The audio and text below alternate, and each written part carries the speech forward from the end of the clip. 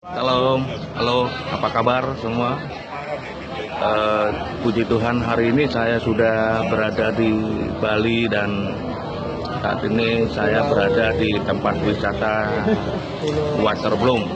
Nah, dengan begitu keindahan pantai yang begitu luar biasa dan juga semua fasilitas yang senantiasa membuat kita lebih bergembira di tempat ini.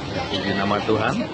Ya, saat ini saya akan membawakan satu ayat yang membawa kita sebuah pelajaran, yaitu di dalam Kejadian pasal yang keempat ayat yang keempat mengatakan bahwa Habel juga mempersembahkan korban persembahan dari anak sulung kambing dombanya, yakni lemak-lemaknya. Maka Tuhan mengindahkan Habel dan korban persembahan itu.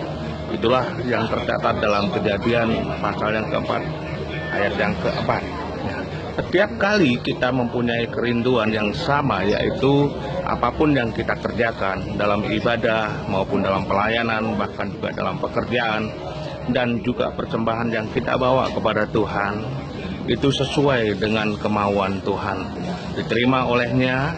Kita pasti tidak berharap bahwa persembahan kita, yaitu waktu, tenaga, pikiran, bahkan materi yang kita berikan kepada Tuhan menjadi sia-sia, ditolak dan diabaikan oleh Tuhan. Tapi Kain dan Habel sama-sama memberikan korban persembahan kepada Tuhan. Kain mempersembahkan dari hasil tanah itu kepada Tuhan sebagai korban persembahan.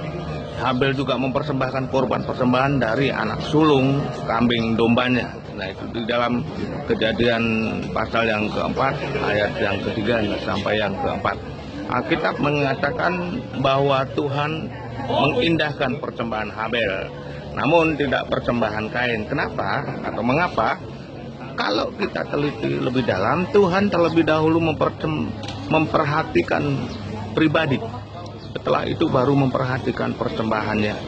Dikatakan Tuhan mengindahkan Habel dan korban persembahannya itu, tetapi Kain dan korban persembahannya tidak diindahkannya. Itulah yang tercatat dalam Kejadian pasal 4 ayat yang keempat sampai yang kelima. Artinya siapa yang memberikan persembahan itu menjadi perhatian utama Tuhan dan jauh lebih penting dari persembahan itu sendiri. Sebab Tuhan menyelidiki segala hati dan mengerti segala niat dan cita-cita. Jika engkau mencari Dia atau Tuhan, maka Ia berkenan ditemui olehmu. Tetapi jika engkau meninggalkan Dia, maka Ia akan membuang engkau untuk selamanya.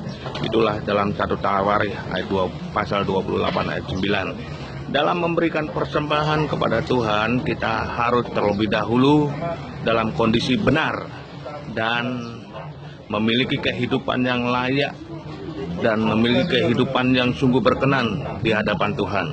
Jangan pernah berpikir bahwa Tuhan bisa kita sogok, kita suap, atau dengan persembahan ini jangan pernah kita berpikir bahwa Tuhan bisa dibantu. Nah, tapi dengan persembahan ini, kita mempersembahkan dengan hidup kita ini, kita mempersembahkan dengan tulus dan ikhlas, sementara kita sendiri hidup dalam ketidaktaatan, maka Tuhan juga membawa kita menjadi hidup yang tidak berkenan.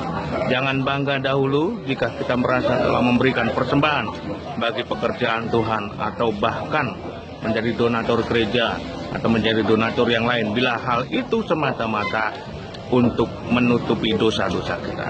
Ketaatan seseorang adalah hal utama yang akan menentukan apakah persembahan itu berkenan kepada Tuhan atau tidak. Mari saudara belajar tentang hal ini. Milikilah hati, pikiran, hidup yang berkenan sebagai persembahan yang hidup. Selamat menikmati hari ini. Tuhan memberkati kita semua. Salam jumpa dalam perenungan singkat yang lainnya. God bless you.